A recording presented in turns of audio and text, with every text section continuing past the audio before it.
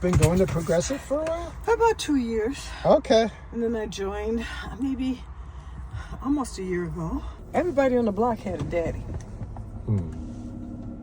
And the whole system of public aid and what have you was around when I was a kid. Like I told you, the ladies would hide their new irons, they'd hide new clothes. And I remember there being a floorboard in the bottom of our house with the rug on top. And my mother was a laundress, so she was working and probably getting a little public aid to tide her over. She was a single mom. And we, with Miss Dirksen, would hear that they were coming. Flip the rug back, you put everything underneath the ground, put it back up. So when the lady came in, she would inspect your house, which was degrading to begin with. She would inspect your house, look for traces that a man might have been there, and if they found that you had any kind of income coming in from any other way other than them, you were taken off, public aid and what have you. It was already a disgrace to have, white women, white social workers come to your door with uniforms on, because everybody knew what they were coming there for. So this is crazy. Like if you had an iron or... If you had a new stuff, if you had new things. So if my mother was a laundress, she would have curtain stretchers, she would have stuff, because that's what her mother did down south. So she knew that was a way to make money, so she did shirts for... So it was like a side hustle. Yeah, side hustle. And you couldn't do that and be on public aid. But how are you gonna, you come unskilled. She moved from Iowa to here. And I have to say about the black family, it was a strong connection, and that was the one thing that got disseminated when we got out of neighborhoods. So my husband will tell you, for him too, same with me, Phillips High School was an all-black white high school. And the teachers there were all highly educated, went to Fisk, went to Howard, all those places, University of Chicago. And they got the best educations anybody could think of. But I think the destruction happened when the projects were built, that whole permanent underclass Kerner report, that's what it was. It was the Kerner report. And it was the thing that went all around the country that described who Life magazine and Kerner and these people thought we were as people. Worked eventually downtown in City Hall for about 5 years myself, and you saw the redlining, you saw what happened in these neighborhoods. And so my parents' goal was to get us where there were the best schools. So we lived in Bronzeville, as most African American folks did, on the west side when you first got here, in enclaves. Your destination is on the right. Oh, just one. Was get to the better schools. And of course, they felt that in some ways, schools with mixed race would have been better for us. I don't know that now I believe that was actually the truth. What I think happened was we started moving the color line. So we started in Bronzeville, 42nd and Rhodes, and then eventually we would move every time the color line would move. And so Bronzeville and the Lakeshore area was then becoming wonderful property.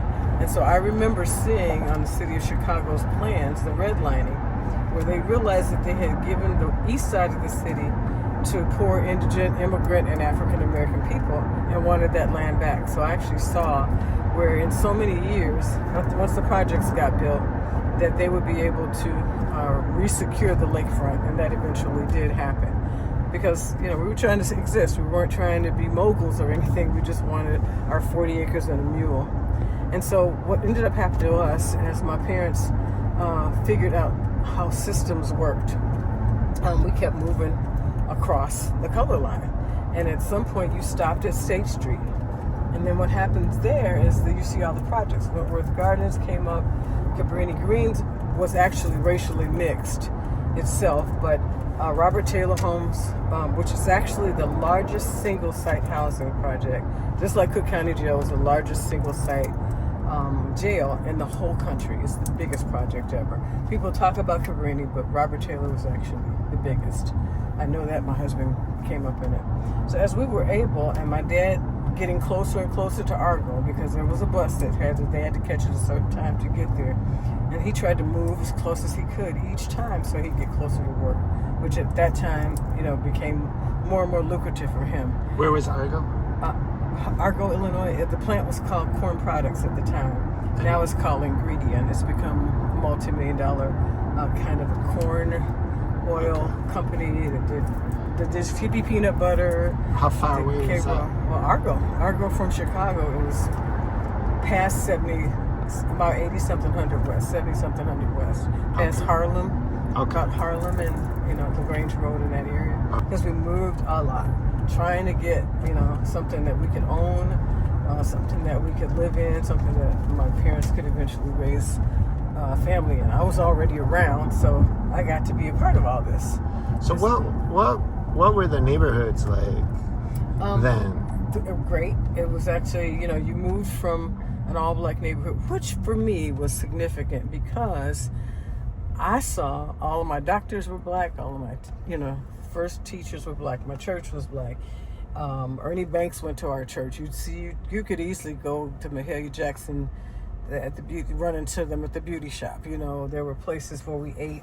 Army and Lou's was first south, but I can't think of the one begins with the G. Gladys's.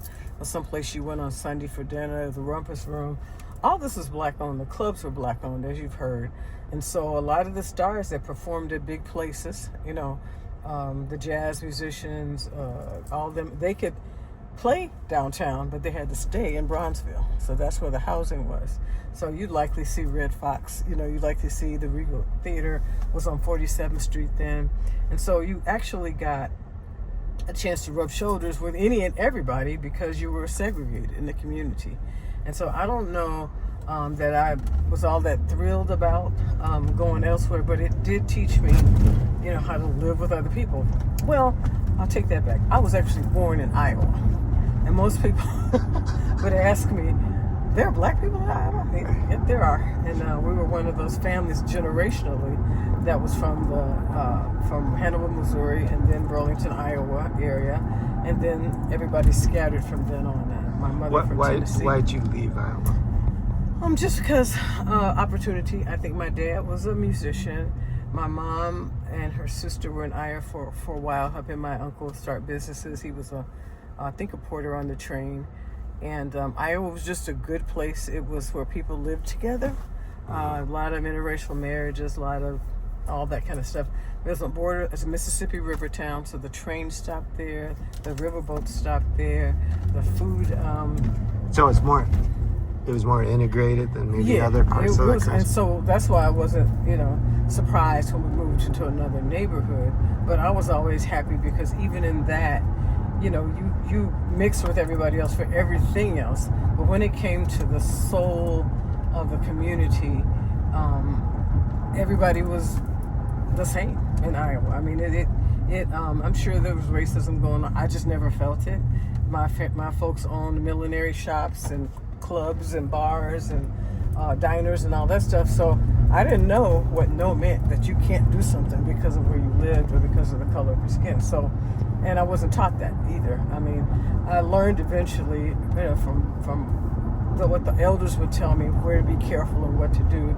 But by and large, it was my oyster until I came here. And I came here to go to school, I think, kindergarten, but I spent my summers mostly in Iowa, in Tennessee, and Peoria. So as soon as school was out, I would leave the city, take my shoes off, and enjoy myself for 2 months and then come back.